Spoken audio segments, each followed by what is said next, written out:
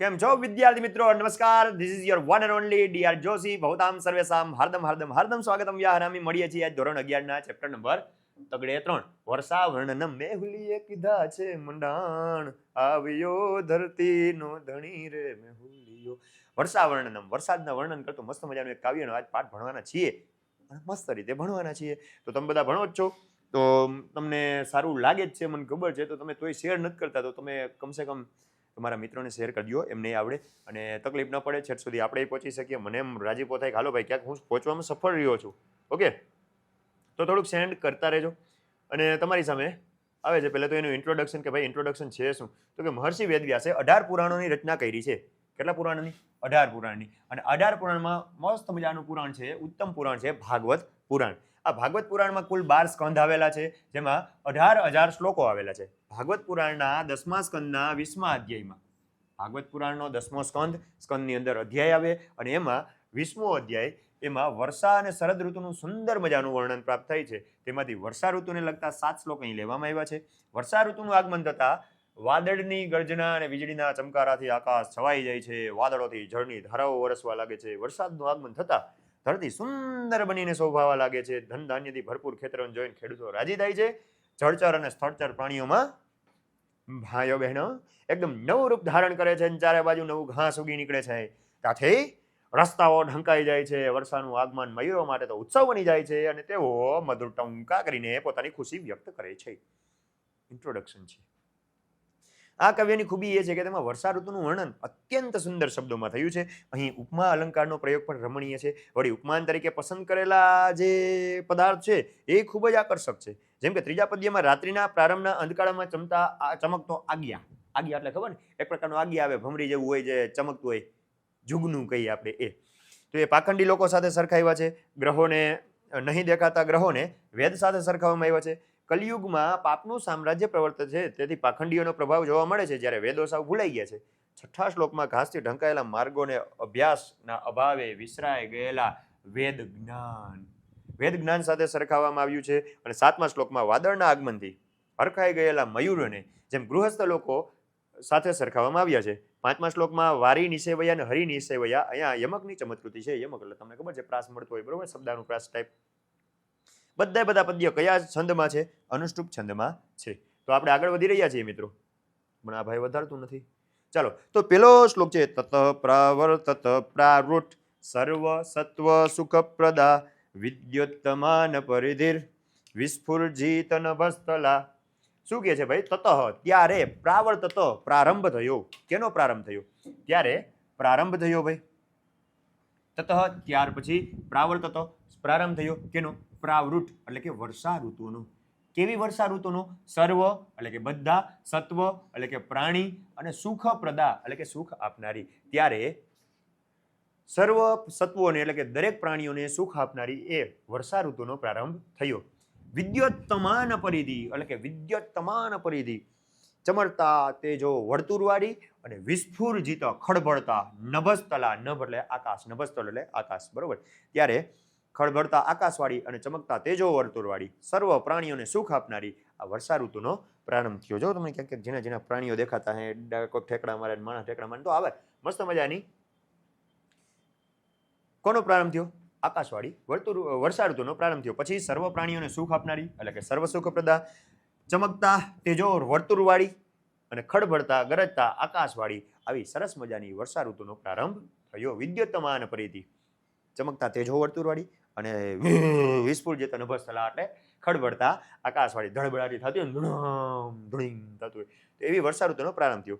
બીજો શ્લોક છે અષ્ટૌ માસાન નિપીતમ યદ ભૂમ્યા જલમયમ વસુ સ્વગોભી મોક્તુ મારે બે ભાસ્કર કાલ આગતે. અષ્ટૌ માસાન 8 મહિનાઓથી, નિપીતમ પીધું છે, યદ જે, ભૂમ્યા એટલે કે પૃથ્વીનું, જલમયમ પાણી રૂપી, વસુ એટલે થાય સંપત્તિ. આ 8 મહિનાથી સૂર્યએ, કેમ કે 4 મહિના ચોમાસું હોય ને બાકીના 8 મહિના શિયાળો ઉનાળો હોય ને, તો એ 8 મહિના, 4 મહિના ચોમાસાના, 4 મહિના શિયાળાના અને 4 મહિના ઉનાળાના, આ 8 મહિનાથી પૃથ્વીની જળરૂપી સંપત્તિ પીધી છે. કોણે? ભાસ્કરે. ભાસ્કર એટલે થાય સૂર્ય. સૂર્યએ એને શું કર્યું? સ્વગોભી પોતાના કિરણો વડે મોક્તુમ આરેભે મુક્ત કરવાનો આરંભ કર્યો, છોડવાનો આરંભ કર્યો. ભાસ્કર એટલે સૂર્ય. કાલ આગતે સમય આવીએ. ત્યારબાદ 8 મહિનાથી જે પૃથ્વીનું પાણીરૂપી સંપત્તિ સૂર્યએ પીધી હતી એ સમય આવતા પોતાના કિરણો વડે એને છોડવાનો પ્રારંભ કર્યો. બરોબર, જોવું જોઈએ આગળ. સમય આવ્યો ત્યારે 8 મહિના સુધી ધરતીનું જે પાણીરૂપી દ્રવ્ય સંપત્તિ પીધી હતી સૂર્યએ તે પોતાના કિરણો વડે છોડવાની શરૂઆત કરી. Is it clear? સમજાઈ ગયું? સમજાઈ ગયું. આગળ વધો. નિશા મુખે સુખદ્યોતા તમસા ભાંતિ ન ગ્રહા તથા પાપેન પાખંડા નહીં વેદા ખલો યુગે. યથા પાપેન પાખંડા, જેવી રીતે પાપથી પાખંડીઓ, નહીં વેદા ખલો યુગે, કળિયુગમાં પાખંડી લોકો શોભે છે, વેદો શોભતા નથી. ભાંતિ એટલે શોભવું.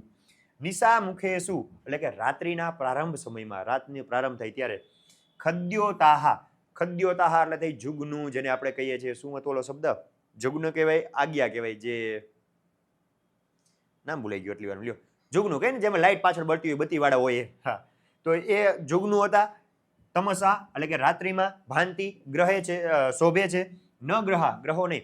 જેમ રાત્રિ આપણે રાત્રે આમ તારા અને ગ્રહો ચમકતા હોય કે નહીં, પણ જ્યારે ચોમાસું આવે ને છોકરાઓ, ત્યારે ચોમાસામાં વાદળ છવાઈ ગયા હોય એટલે ગ્રહો ને નક્ષત્રો ને તારા આ શોભતા નથી, આ ચમકતા નથી. એની જગ્યાએ શું ચમકવા માંડે છે? આ જે જુગનું છે ને, ખદ્યોતાહ એટલે કે જુગનું, જેને નામ મને ભૂલાઈ ગયું, હમણાં આવશે. જુગનું કહીએ, આજ્ઞા કહીએ, તો એ છે ને એ શોભવા લાગે છે, ગ્રહો શોભતા નથી. એટલે કે અંધારાના કારણે, અંધારું શું વરસાદના કારણે ઉપરના ગ્રહો ન દેખાય, એની જગ્યાએ આવા જ દેખાય. જેમ પાપેના પાખંડા નહીં વેદા કલયુગે, જેવી રીતે કળિયુગમાં વેદ જાણવાળા કરતા પાખંડી લોકોનું જોર વધી જાય છે. પાખંડી લોકોનું વધુ આમ ઓલું થઈ જાય છે કે ભાઈ આના જેવા કોઈ નહીં, આવા તો કોઈ નહીં. વેદ જાણનારા કરતા પાખંડી લોકોનું જેમ વર્ચસ્વ વધી જાય છે ને, એમ જ આ ચોમાસામાં ઓરિજિનલ ગ્રહો કરતા આ જુગનું વર્ચસ્વ વધવા માંડ્યું. સમજાણું? શું કહે છે? જેમ કળિયુગમાં પાપ વડે પાખંડી લોકો શોભે છે, તેમ રાત્રિના પ્રારંભકારે અંધારામાં આજ્ઞાઓ શોભે છે. નહીં દેખાતા ગ્રહોની માફક વેદો શોભતા નથી. જેમ રાત્રે ગ્રહો નથી શોભતા, એની જગ્યાએ શું શોભે છે? જુગનું. એવી જ રીતે વેદને જાણનારા વિદ્વાન માણસોનું આટલું પૂજન નથી થતું જેટલું પાખંડીઓનું થાય છે. એવી સરસ મજાની વાત કરી છે. આઈ થિંક સમજાણું હશે. સમજાણું છે ને? તો આગળ વધીએ. એના પછી વાત કરે છે ક્ષેત્રાણી સસ્ય સંપદભી કર્ષકાણામ મુદમ દદુ. ક્ષેત્રાણી સસ્ય સંપદભી કર્ષકાણામ મુદમ દદુ ધનીનામ ઉપતાપમ ચ દૈવાધીનમ જાનતામ. ક્ષેત્રાણી એટલે કે ખેતરો, સસ્ય સંપદભી સસ્યરૂપી ધાન્યરૂપી સંપત્તિ વાળા થતા, કર્ષકાણામ એટલે કે ખેડૂતોને મુદમ દદુ આનંદ આપવા માંડ્યા. આ જે ખેતરો છે, આ ખેતરો ધાન્યથી સંપન્ન થતા ખેડૂતોને આનંદ આપવા માંડ્યા. અને ધનીનામ ઉપતાપમ ચ, અને જે ધનવાન માણસો હતા ને એને સંતાપ આપવા માંડ્યા, એને દુઃખ આપવા માંડ્યા. શું કામ દુઃખ આપવા માંડ્યા? તો કે ભાઈ ખેડૂત માણસ રાજી થયો કે હાલો ધાન ઉગશે, મારું ખાવાનું થશે, પૈસા આવશે, આખી સૃષ્ટિને ખાવાનું થશે. ખેડૂતો છે બધાનું પેટ નભાડનારા, જગતના તાજ છે, બરોબર? તો એ રાજી થઈ ગયા, ચાલો નવું ધાન આવશે. પણ જે ધની લોકો હોય ને એ દુઃખી થઈ ગયા. શું કામ દુઃખી થયા? તો કે ધની લોકો હોય ને એ કોલ્ડ સ્ટોરેજમાં આવી બધી વસ્તુનો સંગ્રહ કરવા માંડે. અને કદાચ માની લ્યો ન કરે નારાયણ દુકાળ પડ્યો તો એ જે ધાન્ય 1000 રૂપિયાનું જતું હતું ને એને 10,000 કરીને પણ વેચી શકે. તો એ ધની લોકો જે બધા આવા નથી હોતા પણ જે હોય છે એ દુઃખી થઈ ગયા, યાર પાછો વરસાદ આવી ગયો, હવે નવું ધાન ઉગશે એટલે આની કઈ કિંમત નહીં રહી જેને હું હાચવીને બેઠો છું. સમજ રહ્યો? તો આવી રીતે ધની લોકોને દુઃખ આપવા માંડ્યું.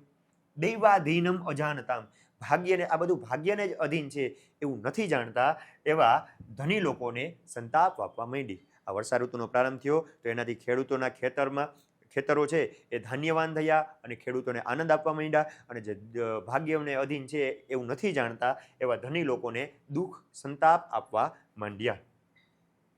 શું કહે છે ભાઈ? ખેતરો ધાન્યરૂપી સંપત્તિ વડે ખેડૂતોને આનંદ આપવા લાગ્યા, પરંતુ સર્વ ભાગ્યને અધીન છે. આ બાબતને ન જાણ અનાજનો સંગ્રહ કરનારા ધનવાનોને સંતાપ આપવા માંડ્યા. એને દુઃખ થઈને ભાઈ આટલું બધું સંગ્રહ કરીને રાખ્યું, હવે પાછું એ ઓછી જ કિંમતમાં જાય કેમ કે નવું આવી ગયું. આગળ વધીએ છીએ.